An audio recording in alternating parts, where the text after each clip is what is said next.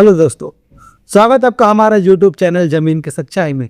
दोस्तों आज आपके लिए लेकर आए हुए ऐसी परेशानी जिससे हर एक आदमी परेशान 2026। दोस्तों कैसा लगेगा अगर आपकी ज़मीन है, आपके पास अपना खुद का खेत है जिस पे हल चलाया है आपके दादा परदादा पूर्वजों ने चलाया है, और उसी ज़मीन पर एक दिन जो है अचानक एक डाकिया आता है और एक नोटिस थमा के चला जाता है। छोटा सा नोटिस रहेगा और उस पर लिखा रहेगा आज से, या फिर कोई तारीख लिखी रहेगी, उस तारीख से ये सरकार आपकी ज़मीन को अधिग्रहण करेगी। अगर आप देना चाहें तब भी ठीक है, नहीं जान देना चाहें तब भी ठीक है, आपके पास कोई ऑप्शन नहीं है, सरकार को लेगी ही लेगी वो ज़मीन। इसी बात पर आज हम चर्चा करेंगे। ये परेशानी बहुत ही बड़ा घाव बन चुका है, लाइक बवासीर की तरह। फिर से मेरे मुंह से बवासीर निकल गया, आप लोग मजाक मत लीजिएगा, ये सीरियस लीजिएगा बातों को। बवासीर बन गया है इतना बड़ा कि गवर्नमेंट अगर अपने मन से ले ही लेती है, आपको देने का मन रहे चाहे मन न रहे, गवर्नमेंट को देना ही देना है। इसी बारे तो आज हम चर्चा करेंगे, इससे कैसे बच सकते हैं और आपको कैसे कैसे प्रक्रिया करनी सब बताएंगे आपको। ध्यान दीजिएगा, क्या सरकार आपकी ज़मीन कभी भी ले सकती है? ज़मीन अधिग्रहण का पूरा सच 2026। दोस्तों 2026 किसी को जीने न देने वाला साल है। ऐसा साल है ये कि 2026 में जिसके पास भी 2 इंच की भी ज़मीन है, 1 इंच की भी ज़मीन है, वो परेशान होने वाला है, पेपर के बहाने या फिर ज़मीन नापी के बहाने। ये कौन से बहाने की वीडियो बन रही, ध्यान दीजिएगा। हमने हमेशा की तरह कुछ क्वेश्चन लिख रखे हैं, इसके अलावा कुछ अगर आपको पूछना रहेगा तो आप मुझे कमेंट बॉक्स में मैसेज जरूर कीजिएगा। और हाँ भाई साहब, सब्सक्राइब जरूर कीजिए। आप लोग सब्सक्राइब नहीं कर रहे हैं, आप लोग सिर्फ वीडियो देख रहे हैं, लाखों में देख रहे हैं, लेकिन सब्सक्राइब भी कर लीजिए ताकि हर इन्फॉर्मेशन आपको हमारे से अच्छा कोई नहीं देगा। आपको हम देते रहेंगे, आप लेते रहिए। आगे बढ़ते हैं। पहला क्वेश्चन हमारा क्या है, ज़मीन अधिग्रहण क्या होता है? दोस्तों ज़मीन अधिग्रहण क्या होता है? ये कोई इलीगल प्रक्रिया नहीं है, ये एक लीगल प्रक्रिया है जो सरकार करती है। अब वो उसके हिसाब से तो लीगल है, लेकिन किसके लिए लीगल है वो तो आम पब्लिक को ही पता है। तो जैसे कि मान लीजिए अगर कोई एयरपोर्ट बनने वाला हो, सरकारी योजना में एयरपोर्ट बनने वाला हो, हाईवे निकल रहा हो आपके शहर की तरफ से, या फिर रेलवे स्टेशन हो गया, बस स्टैंड हो गया सरकारी, ऐसे कुछ अगर योजना आती है तो ज़मीन सरकार जो है आप अगल बगल के ये में जितने एरिया में उनको ज़मीन चाहिए रहता है उस एरिया की ज़मीन को अधिग्रहण करती है। आपको ना चाहते हुए भी आपको देना पड़ता है, इसी को ही अधिग्रहण कहते हैं।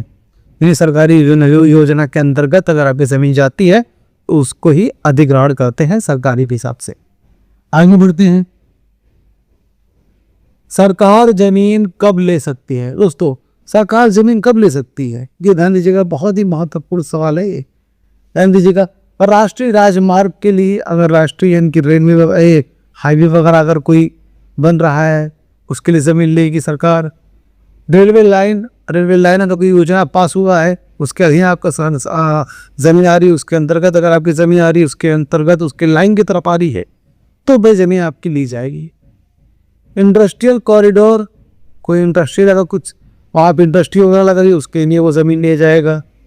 सरकारी योजना कोई भी हो सकती है, बिजली या सिंचाई परियोजना, इन सब के अधीन आपकी ज़मीन को अधिग्रहण किया जाएगा। बदले में आपको मुआवजा में दिया जाएगा कि मुआवजा किस हिसाब से मिलेगा आपको तो पता ही है, क्योंकि मार्केट में जो भी वैल्यू है, अगर मान लीजिए मार्केट में अगर 10,000 रुपये रेट चल रहा है तो आपको वहाँ मिलेगा कम सरकारी योजना के तहत कम से कम 20 से 30,000 रुपये। सिर्फ इतना ही मिलेगा, तकरीबन 20-30% ही मिलेगा 100 में से। यानी 100 रुपये अगर चल रहा है तो आपको 20-30 रुपये के हिसाब से ही आपको दे के निपटा दिया जाएगा, और आपके पास कोई ऑप्शन नहीं है, आपको लेना ही लेना है। ये हालत है, सरकार कभी भी जीने नहीं देगी किसी को, इसके पास ये ज़मीन है तो ये हालत ये। सरकार मार्केट वैल्यू से तो ज़मीन खरीदती नहीं है, सरकार जब ज़मीन खरीदती है तो सरकारी वैल्यू के हिसाब से, और इसीलिए सरकारी वैल्यू रखती है ताकि उसको कभी लेना हो तो ऐसा उसके जेब पर ज़्यादा असर न पड़े। ये हालत है। आगे बढ़ते हैं। सबसे बड़ी गलती जो लोग गांव वाले करते हैं, सबसे बड़ी गलती जो लोग गांव वाले लोग करते हैं, ज़्यादातर लोग करते हैं, क्योंकि गांव वाले लोग बहुत ही भोले होते हैं, ज़्यादातर भोले होते हैं, बहुत सीधे होते हैं। और कोई नोटिस आता है तो लोग नज़रअंदाज करते हैं, अरे जाने जो क्या होगा, हमारे ही पास थोड़ी आया है, पूरे एरिया के लोगों के पास आया है, जो होगा देखा जाएगा। ये हालत होती है। तो फिर सबसे बड़ी गलती है, कभी भी नोटिस को हल्के में मत लीजिए, आप उसको संगीन लीजिए। तो अगर आपको समझ में नहीं आता तो आप एक वकील है, जो वकील से मिलिए, उससे आप बातचीत कीजिए, क्या है क्या नहीं वो समझा देगा आपको अच्छे से। और आपको समझ में नहीं आता है तो, लेकिन हाँ कभी भी कोई भी नोटिस अगर आए उसको हल्के में मत लीजिए, क्योंकि नोटिस, पहली नोटिस बहुत ही जरूरी होती है उसका जवाब देने के लिए। याद रखिए, दूसरी तीसरी नोटिस का ध्यान छोड़िए, पहली नोटिस सबसे बड़ा रोल निभाती है जमीन के लिए, याद रखिएगा। चौथा क्या है क्वेश्चन, क्या आप जमीन अधिग्रहण रोक सकते हैं? कुछ तो जमीन अधिग्रहण आप रोक नहीं सकते। सीधा सीधा यही सवाल है और इसका जवाब भी सीधा सीधा यही है, जमीन अधिग्रहण आप नहीं रोक सकते, क्योंकि वो सरकार है भाई साहब। नियम कानून उनके नहीं होते, नियम कानून आपके लिए होते हैं। यही हकीकत है, यही जो है दुनिया की रीत है कि सरकार के लिए कोई भी नियम कानून नहीं होता। नियम कानून होता है आम चूतिए लोगों के लिए। हम चूतिए हैं, हम जनता लोग हैं, तो हम जनता लोगों के लिए नियम ये होता है।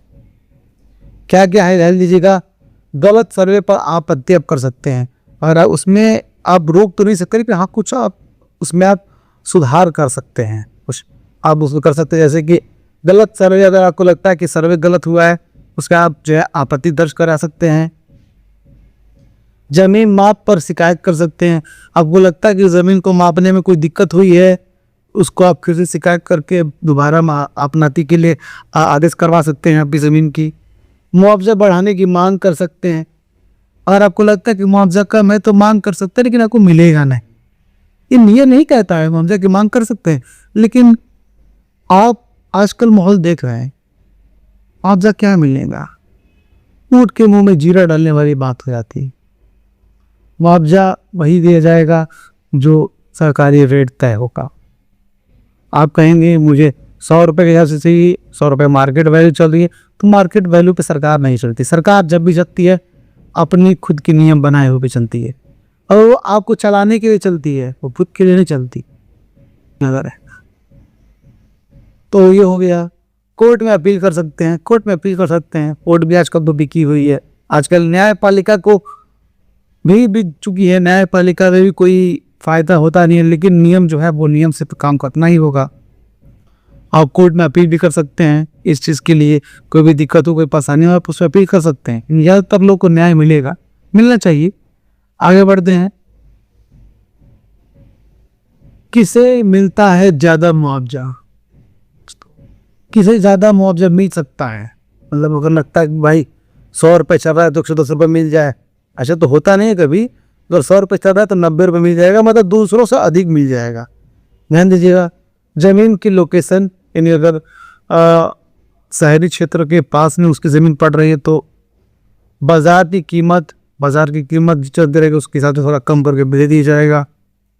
फसल या निर्माण, फसल है अगर है इसमें, या फिर निर्माण कुछ हुआ है, उसको मुआवजा अधिक मिलेगा, बाकी लोगों से जिसकी प्रति ज़मीन है उससे ज़्यादा मिलेगा। आबादी क्षेत्र या कृषि भूमि, आबादी की अगर क्षेत्र रहेगा, हालांकि कौन सा जगह है जहाँ आबादी और कृषि के क्षेत्र नहीं होता है। बंजर ज़मीन तो रेगिस्तान में पाई जाती है, रेगिस्तान में भी वो चीज़ हो जाता है, लेकिन आबादी जगह तो भाई आबादी और कृषि क्षेत्र होता ही है, वहाँ पे भी लोग ऐसे ही ले लेते हैं सरकारी योजना दिखा करके, वहाँ पे भी थोड़ा मुआवजा अच्छा मिल सकता है। अगर आबादी क्षेत्र हुआ या फिर कृषि का क्षेत्र हुआ तो मुआवजा थोड़ा ज़्यादा बढ़ा के मिलेगा। मतलब जो 20 रुपये मिलने वाला रहेगा 30 रुपये मिल जाएगा, ये तो होगा। 100 रुपये पूरा तो मिलेगा नहीं, ये तो है। 2026 में आपको क्या करना चाहिए? आखिरी और सवाल यही है, 2026 में आपको क्या करना चाहिए?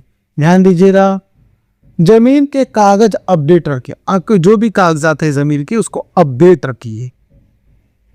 खतौनी और नक्शा नज़रअंदाज न करें।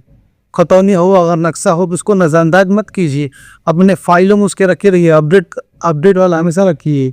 हर 6 महीने पे खतौनी चेक करते रहिए, अपडेट चेक करते रहिए। गांव में सर्वे हो तो मौजूद रहें। गांव में अगर सर्वे हो रहा है, क्योंकि डिजिटलाइज हो रहा है इस वक्त, और उस वक्त अगर सर्वे हो रहा है तो आप मौजूद रहिए। किसी के भरोसे या फिर अरे जिसका सब करना पाए देख लेंगे, इस हिसाब से मत रहिए। आपको वहाँ पे मौजूद रहना ज़्यादा बेहतर रहेगा आपके लिए। कोई भी दिक्कत है तो आप मौके पे बोल सकते हैं। एक बार प्रक्रिया हो गई तो बोलना मुश्किल है।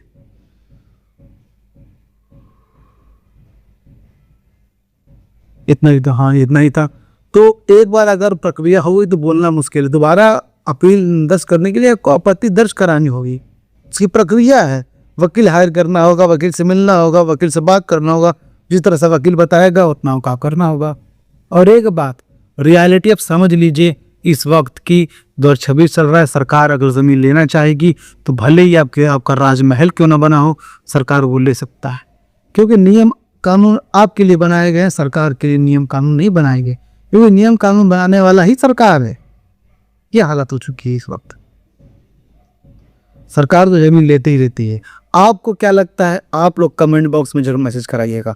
तो आपको वीडियो कैसा लगा, वीडियो को अगर आपको अच्छा लगा, अगर वीडियो को कैसा लगा या आप लोग जरूर बताइएगा। अगर आपको वीडियो अच्छा लगा तो वीडियो को लाइक कीजिए, चैनल को सब्सक्राइब कीजिएगा और उस वीडियो को ज़्यादा से ज़्यादा लोगों तक शेयर कीजिए ताकि सभी लोगों को ये वीडियो पहुँच सके। कोई भी दिक्कत हो, कोई परेशानी हो, कमेंट बॉक्स में मैसेज कीजिए, मैं आपको उसका समाधान और आपको जानकारी जरूर दूंगा। तो फिर मिलेंगे दोस्तों किसी नए वीडियो में, किसी नए टॉपिक की तरफ। तब तक हमें दीजिए इजाज़त। जय हिंद दोस्तों।